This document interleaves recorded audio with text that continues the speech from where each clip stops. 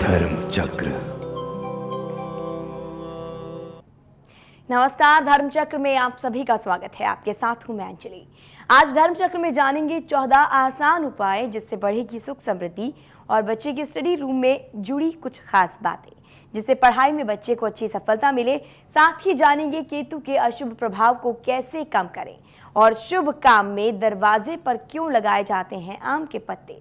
इतना ही नहीं, आपको दर्शन भी कराएंगे द्वारिका धाम के। तो चलिए शुरुआत करते हैं धर्म चक्र की।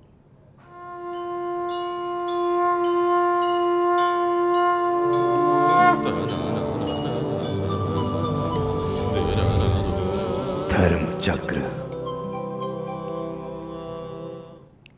वास्तुशास्त्र में जीवन को सुखी और बेहतर बनाने के लिए उपाय बताए गए हैं। इन उपायों को सही तरीकों और पूरी आस्था के साथ अपनाए जाए तो जीवन की कई परेशानियां दूर हो सकती हैं। तो 14 आसान उपाय जिससे बढ़ेगी सुख समृद्धि, बच्चों की स्टडी रूम से जुड़ी कुछ खास बातें जिससे पढ़ाई में अच्छी सफलता मिले, केतु के अशुभ प्रभाव को कैसे कम करें और शुभ काम में दरवाजे पर क्यों लगाए जाते हैं आम के पत्ते। इसको विस्तार से जानने के लिए चलते हैं ज्योति अरोड़ा जी के पास। नमस्कार, स्वागत है आपका धर्म चक्र में। मैं हूं ज्योति अरोड़ा। आज मैं आपको बताऊंगी 14 आसान उपाय जिससे आप अपने जीवन में सुख समृद्धि प्रोस्पेरिटी ये बढ़ा सकते हैं। साथ ही साथ मैं बताऊंगी आपको कि बच्चों के स्टडी रूम में उनकी स्कॉलास्टिक लक को बढ़ाने के लिए कुछ ऐसे उपाय जिनसे उनको एजुकेशन लक उनकी इम्प्रूव हो, उनको परीक्षा में सफलता मिले। और साथ ही बताऊंगी मैं आपको कि क्यों शुभ काम करने के लिए, क्यों घर में शुभ रिजल्ट देने के लिए दरवाजे पर लगाए जाते हैं आम के पत्ते। चलिए शुरुआत करते हैं। वास्तुशास्त्र से जीवन में सुख और समृद्धि कैसे बढ़ाई जाए, कौन से वो उपाय हैं जिनको करने से आपका जीवन सही रास्ते पर चलेगा और आपके जीवन में सफलता आपके कदम चूमेगी। तो सबसे पहले यदि उन उपायों को आप सही तरीके और पूरी आस्था के साथ अपनाएंगे तो आप आजीवन आप देखेंगे कोई भी परेशानी आपको छू नहीं सकती और आपका जीवन एक स्मूथ रन पे जाएगा। तो जानते हैं कुछ वास्तु के ऐसे टिप्स जिसके घर में बढ़ती है पॉजिटिव एनर्जी और नेगेटिव एनर्जी दूर होती है। घर में वास्तु दोष कम करने के लिए और अशांति को दूर करके शांति का वातावरण बनाने के लिए घर के मेन गेट पर सबसे ज़्यादा ध्यान दीजिए, क्योंकि मेन गेट एक ऐसा जिसे बोलते हैं पॉइंट है जहां से आपके घर में एनर्जीज एंटर करती है। तो उसकी शुरुआत करने के लिए सबसे अच्छा उपाय मैं आपको बताऊंगी कि अपने मेन गेट पर सिंदूर से स्वास्तिक का निशान बनाएं, जो कि आप आकार उसके साइज का भी ध्यान रखिए कि 9 उंगली लंबा और 9 उंगली चौड़ा हो, इससे बड़ा ना बनाएं आप। दूसरा उपाय ये है कि आप हमेशा लक्ष्मी की कृपा बनाए रखने के लिए घर में फाइनेंसेस की कोई कमी ना हो, कैश फ्लो बना रहे, उसके लिए एक बहुत अच्छा उपाय है कि आप घर की अलमारी या तिजोरी या आपका जो भी सेफ है आपका, उसमें एक हल्दी की गांठ रखें। साथ ही साथ आप दालचीनी की एक छाल भी रखिए। इससे घर में लक्ष्मी प्रसन्न होती है और आपकी तिजोरी में, आपके सेफ में कभी भी धन की कमी नहीं होती है। तीसरा उपाय यह है कि घर में और ऑफिस में आप देखते हैं एक्वेरियम का काफ़ी जगहों पर लोग रखते हैं। फिशेस को पालना काफ़ी ऑस्पिशियस माना जाता है। वास्तु लीजिए चाहे फेंगशुई लीजिए, सभी में एक्वेरियम का अलग महत्व है। एक तो लाइफ है और दूसरी साथ मैंने देखा है कि उससे भाग्य में बहुत वृद्धि होती है, अपॉर्चुनिटीज़ आती हैं और घर में खुशहाली का माहौल बना रहता है। इसके अलावा आप घर में तांबे का पिरामिड रखिए। तांबे के पिरामिड में बहुत ज़्यादा बोलते हैं एनर्जी स्टोर रहती हैं, तो आप तांबे का पिरामिड रखते हैं और 9 दिनों तक अगर आप अखंड भगवत कीर्तन करती हैं तो वास्तु दोष कम होता है और घर में सुख समृद्धि में वृद्धि होती है। घर या दुकान में हमेशा धन लक्ष्मी बनी रहे, आपको कोई भी तरह से जैसे बिजनेस में कमी ना आए, कैश की कमी ना आए, इसके लिए अपनी तिजोरी में कुबेर यंत्र को जरूर रखिए या फिर आप श्री यंत्र भी रख सकते हैं क्योंकि वो लक्ष्मी का कारक होता है। घर की मेन गेट पर तुलसी या केले का पौधा लगाने से भी वास्तु दोष दूर होते हैं। अगर आपका घर ऐसा है कि आपको दोनों बिल्कुल थोड़ी सी ऐसी प्लांट्स लगाने की जगह मिल रही है तो अपने लेफ्ट और राइट दोनों तरफ आप इस तरह के पेड़ लगा सकते हैं। इससे घर में प्रेम का वातावरण बना रहता है और वास्तु दोष तो दूर होता ही होता है। घर में सप्ताह में एक बार कम से कम कपूर जरूर जलाना चाहिए। आप किसी भी शॉप पे चले जाए जहाँ पर काफ़ी सारा फंक्शुई का सामान बिकता हो या वास्तु के यंत्र बिकते हो, वहाँ पर कपूर जलता हुआ दिखेगा। और कपूर से क्या होता है, 2-3 चीज़ें आप नोट करके रखिए कि एक तो आपके घर में जो है किसी भी तरह का अगर मान लीजिए किसी की बुरी नज़र है, बुरी छाया है, वो भी दूर होती है। साथ ही साथ वास्तु दोष भी दूर होता है और साथ में उसकी खुशबू बहुत ही अच्छी होती है और उसके मेडिसिनल इफेक्ट्स भी बहुत अच्छे हैं। तो कपूर जलाना आपके लिए बहुत ही अच्छे रिजल्ट लेकर आ सकता है। साथ ही साथ आप एक काम और कर सकते हैं कि पिरामिड आकार का मंगल यंत्र आप अपने घर में लगाइए, उससे भी वास्तु दोष नष्ट होता है और सुख समृद्धि में वृद्धि होती है। घर या ऑफिस में ताजे फूल रखना, फ्रेश फ्लावर्स रखना बहुत ही ऑस्पिशियस होता है, इससे भी आपकी गुड लक एनहेंस होती है। याद रखिए कि ताजे फूलों को जैसे ही वो फेड होने लगे या फिर मरने लगे, आप तुरंत चेंज कीजिए, क्योंकि फेडेड फ्लावर्स आपको घर में बिल्कुल नहीं रखने चाहिए। फ्रेश फ्लावर्स आपको और भी आपके जैसे बोलते हैं कि आय के स्रोत बनेंगे, बच्चे खुश रहेंगे, घर में एक खुशी का माहौल बना रहेगा। दुकान या ऑफिस में अगर आपका कोई नॉर्थ ईस्ट कॉर्नर, जिसे ईशान कोण भी कहते हैं, अगर आपके पास अवेलेबल है जहां आप कुछ बना सकते हैं, तो वहाँ मंदिर ज़रूर बनवाइए और उसमें आप अपने जो आराध्य हैं उनकी मूर्ति की स्थापना कीजिए। इससे देवी देवताओं की कृपा बनी रहती है और आपका जिससे बिजनेस बहुत अच्छा चलता है। लक्ष्मी की प्राप्ति के लिए मेन गेट की दहलीज में बिल्कुल ठोस बनवानी चाहिए। बिल्कुल आप देखिए, सबसे पहले तो अपना दरवाजा देखिए, जो मेन एंट्रेंस है आपकी वो सॉलिड होनी चाहिए, दहलीज सॉलिड होनी चाहिए, कुछ भी टूटा फूटा ना हो वहाँ पर, क्योंकि वहीं से आप लक्ष्मी को अपने जीवन में आमंत्रित करते हैं। तो दहलीज के नीचे का स्थान बिल्कुल भी खाली ना छोड़िए। एक और उपाय है कि आप अपने दरवाजे पर एक पूरे जैसे मेन एंट्रेंस का पूरा जो लाइन है उस पर चांदी का तार लगाइए। चांदी का तार आप बिल्कुल जैसे जब मकान बन रहा हो तो आप जमीन में लगवा सकते हैं, उसके ऊपर आप सीमेंटिंग कर सकते हैं। इसे मुख्य दरवाजे के नीचे दबाने से वास्तु दोषों का निवारण होता है और नेगेटिव एनर्जीज एंटर नहीं करती हैं। घर के दक्षिण पूर्व कोने में पक्षियों के लिए अगर आपके पास कोई ऐसी बैल्कनी है या कोई ऐसा स्पेस है जो साउथ ईस्ट कॉर्नर में है, वहाँ पर आप पक्षियों के नहाने के लिए पानी रखिए। पानी का आप एक बॉल भी रख सकते हैं, बड़ा सा कोई कटोरा रख सकते हैं, छोटा सा पॉन्ड क्रिएट कर सकते हैं। इससे परिवार के लोगों की आय जो होती है उसमें वृद्धि होती है, इनकम सोर्स बनते जाते हैं और देखा जाए तो फाइनेंसिस के लिहाज से बहुत ही अच्छा टिप है ये आपके लिए। घर के आंगन में मनी प्लांट लगाना, क्योंकि मनी प्लांट खुद मनी प्लांट यानी कि आप पे मनी बढ़ेगा ही बढ़ेगा अगर मनी प्लांट लगेगा।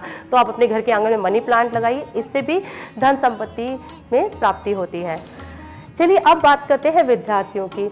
बच्चे आजकल पढ़ाई का बहुत ज़्यादा प्रेशर लेके चल रहे हैं। बच्चों का पढ़ाई में मन नहीं भी लगता तो भी उनको पीयर प्रेशर की वजह से पढ़ना पड़ता है, साथ साथ पेरेंट्स का प्रेशर है।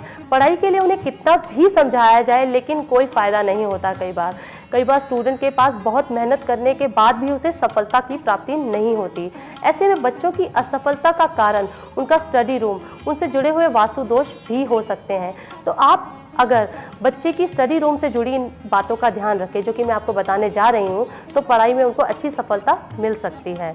पहली बात यह है कि बच्चे का स्टडी टेबल, आप स्टडी टेबल पर जिस पे वो बच्चा बैठ के पढ़ाई करता है, वह स्टडी टेबल उनकी जीवन की सफलता असफलता का कारण बन सकता है। उसकी एनर्जीज कैसी है उससे बच्चे की एजुकेशन डिपेंड करती है।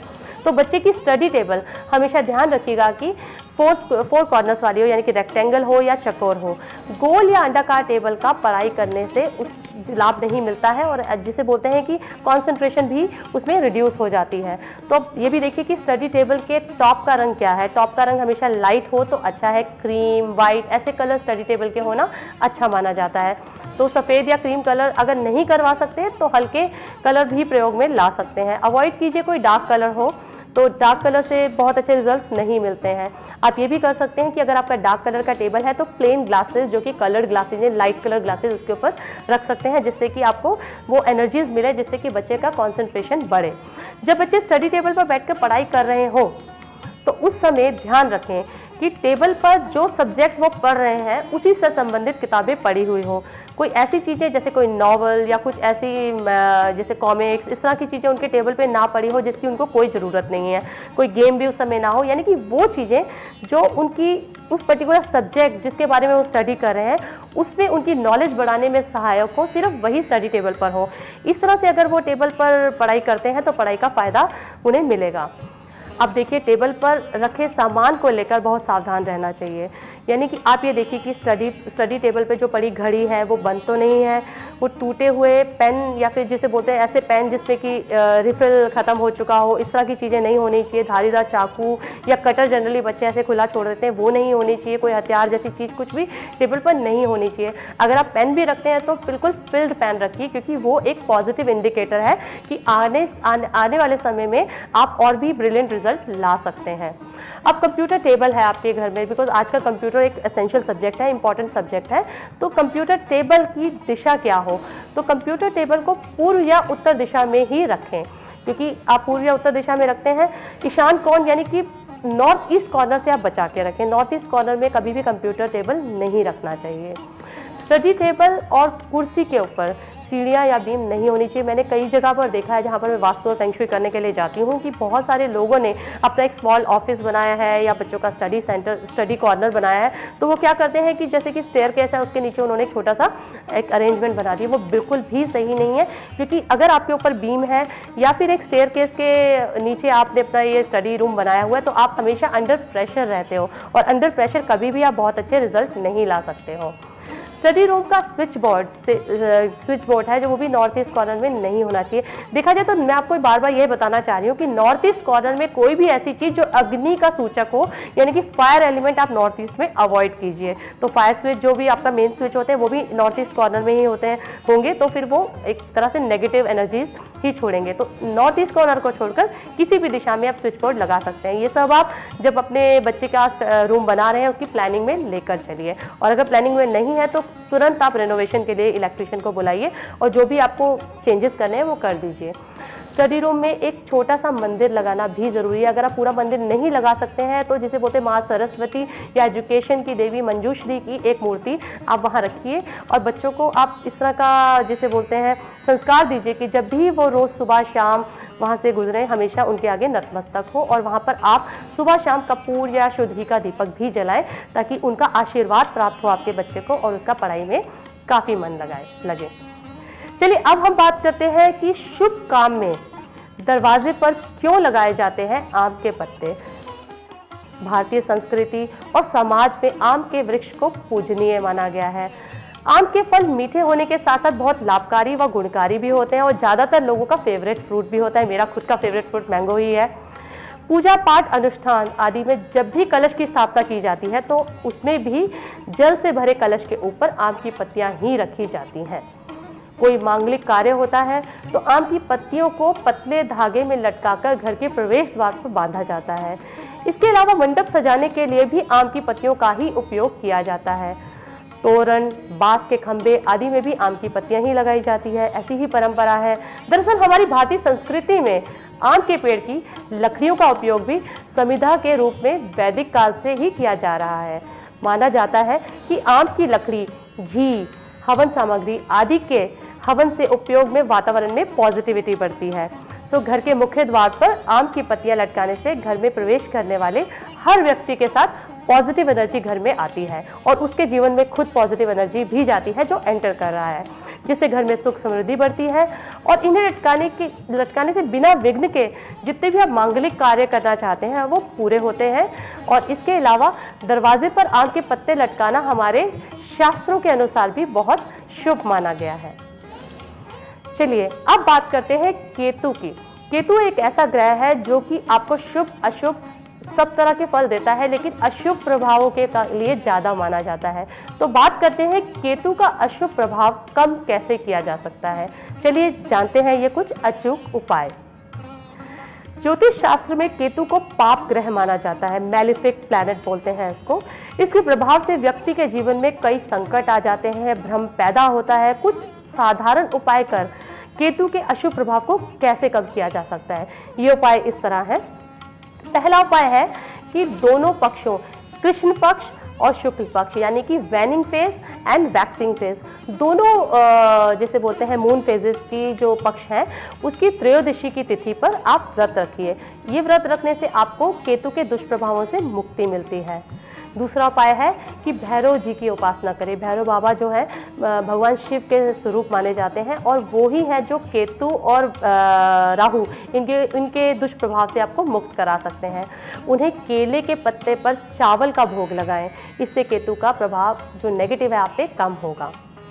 प्रतिदिन शाम को गाय के घी का दीपक तुलसी के पौधे के सामने जलाने से भी केतु के दुष्प्रभाव कम होते हैं।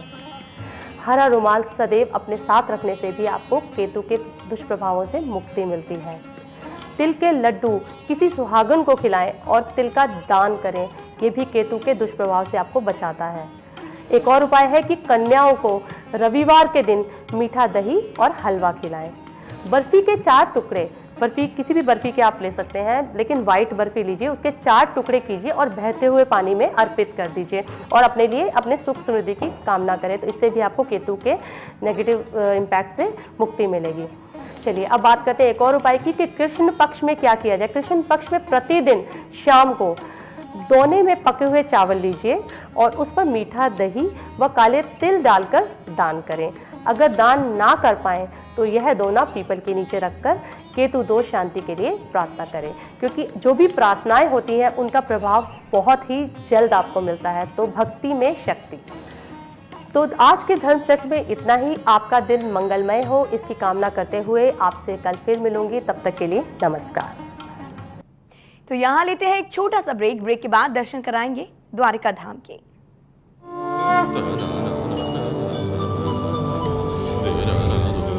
धर्म चक्र।